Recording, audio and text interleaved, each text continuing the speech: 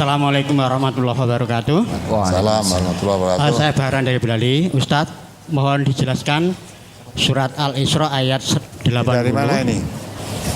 Nama Bahran dari Belali. Bahran. Oh ya, Boyolali ya. Mohon dijelaskan surat Al-Isra ayat 80. A'udzubillahi minasyaitonirrajim. Bismillahirrahmanirrahim. Wa qur rabbi adkhilni mudkhala sidqin wa akhrijni mukhraja sidqin waj'al li min ladunka sultanan nasira. Dan katakanlah, ya Tuhanku, masukkanlah aku secara masuk yang benar dan keluarkanlah pula aku secara keluar yang benar, dan berikanlah kepadaku dari sisi Engkau kekuasaan yang menolong. Pertanyaan saya begini Ustadz, yang dimaksud masukkanlah aku secara masuk yang benar dan keluarkanlah pula aku secara keluar yang benar, ini masuk kemana dan keluar dari mana gitu loh Ustadz. Ini yang jadi kalau masuk itu masuk kemana, kalau keluar dari mana gitu. Yang kedua, berhubungan dengan brosur yang hari ini Ustadz tentang sholat sunat yang muakkadah dan ghairu muakkadah. Pertanyaan saya begini Ustadz, perbedaan antara muakkadah dan ghairu muakkadah itu karena Rasulullah sering dan tidaknya melakukan, atau karena tingkat keutamaannya itu antara muakkadah dan ghairu muakkadah itu berbeda. Misalnya kalau yang muakkadah itu mungkin pahalanya lebih besar, yang ghairu muakkadah itu pahalanya lebih kecil gitu loh. Jadi kenapa sampai diperbedakan antara muakkadah dan ghairu muakkadah itu loh. Jadi penjelasannya apakah karena Rasulullah itu sering atau tidaknya melakukan, atau karena keutamaan dan tidak keutamaan. Terima kasih. Assalamualaikum warahmatullahi wabarakatuh. Waalaikumsalam warahmatullahi wabarakatuh. Baca ayatnya dulu tadi. Surat Al-Isra surat ke-17 ayat 80. Wa qur rabbi adkhilni mudkhala sidqin wa akhrijni mukhraja sidqin waj'al li min ladunka sultanan nasira. Dan katakanlah Muhammad, ya Tuhanku, masukkanlah aku ke tempat masuk yang benar, dan keluarkanlah pula aku ke tempat keluar yang benar, dan berikanlah kepadaku dari sisimu kekuasaan yang dapat menolongku. Ya, situ diterangkan. Jadi maksudnya banyak penafsiran. Rasulullah berdoa, masuklah saya dengan masuk yang benar, keluarkanlah saya dengan keluar yang benar. Maksudnya kita di dalam ibadah misalnya, kita mulai masuk beribadah, mengerjakan suatu ibadah, hendaklah ibadah kita yang lakukan itu tetap benar. Misalnya ibadah haji, ibadah sholat, benar. Benar itu niatnya hanya karena Allah. Di samping itu caranya pun melakukannya sesuai dengan contoh Rasulullah. Jadi benar itu bisa benar niatnya dan benar pelaksanaannya. Jangan sampai keluar tidak benar, atau keluarkanlah juga dalam keadaan benar, sehingga memasuki ibadah sampai selesai ibadah jangan sampai kecampuran riya, jangan sampai berubah niat. Tadi niatnya karena mengharap ridha Allah, akhirnya terbentuk perasaan yang lain, biar dilihat orang atau sesuatu yang merusak niat. Maksudnya begitu masuk dalam ibadah sampai selesai mulus hanya karena mengharap ridha Allah. Atau ini berkenaan hijrah Nabi. Nabi berdoa kepada Allah supaya hijrah dari Mekah ke Madinah itu, keluar dari Mekah ke Madinah itu keluar yang benar. Ya, nanti masuk ke Madinah juga masuk yang benar, yang baik, dalam arti ditolong oleh Allah, keluarnya mendapat pertolongan Allah, masuknya juga ke Madinah mendapat pertolongan Allah, sehingga hijrah meninggalkan daerah kemusyrikan, kekafiran, kejahilian tadi, masuk di Madinah nanti mudah mendapat rahmat pertolongan dari Allah. Kalau di Mekah dakwah diusir, dianiaya, mudah di Madinah ya ditolong bisa berkembang. Betul, alhamdulillah dari Madinah lah Islam bisa dikembangkan, sambut dengan baik. Kalau di Mekah diusir-usir, di Madinah disambut dengan baik seluruh penduduk Madinah kecuali orang-orang munafik. Atau ada yang menafsirkan masuk dengan yang benar, pada maksudnya masuk kubur nanti kita mati dalam keadaan husnul khatimah, baik. Keluar dari kubur dibangkitkan dari kiamat nanti dikumpulkan di mahsyar, mudah-mudahan tergolong orang-orang yang tidak mengalami mengalami jerih payah, susah payah di mahsyar nanti. Ya. Jadi baik.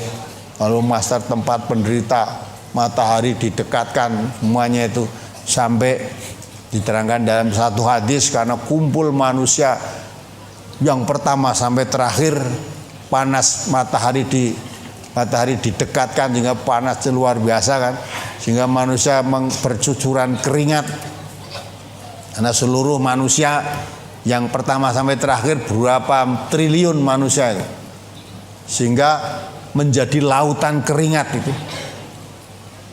Ya, orang ada yang berenang di lautan keringat itu sampai setinggi tengkuknya, ya, sampai ada yang setinggi poloknya saja ada yang tidak kena. Nah, itulah kemudian keluarkan dari kubur nanti masuki alam yang baik, yang benar tadi. Itu bermacam-macam penafsiran, tapi semuanya itu identik. Juga di situ sudah ada notnya kok, juga coba dibaca notnya.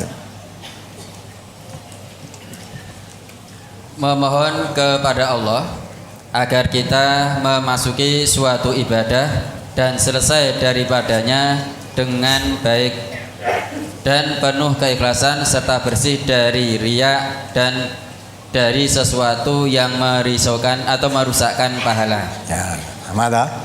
Begitu masuk sampai selesai hanya karena Allah, tidak tercampur riya, tidak campur hal-hal yang merusak ibadah kita.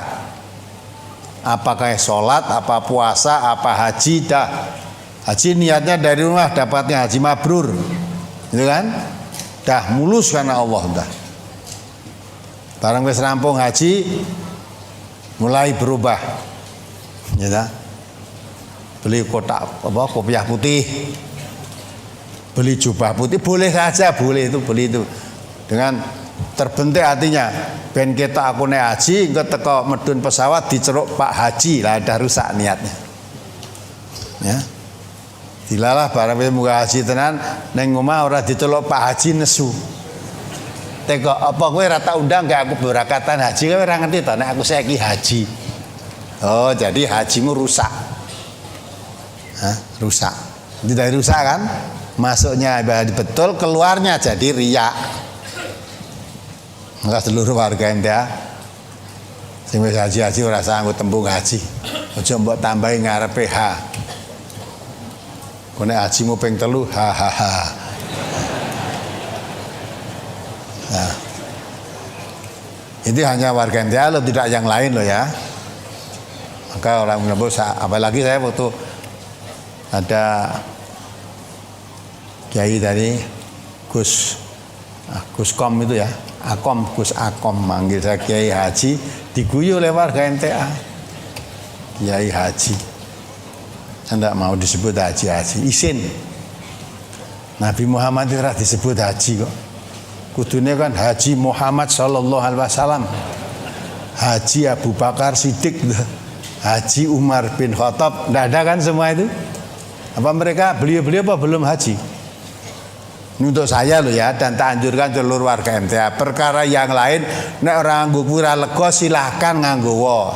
Aja diputar balik. MTA ya, orang untuk nganggo haji silahkan kamu pakai gunen rapo.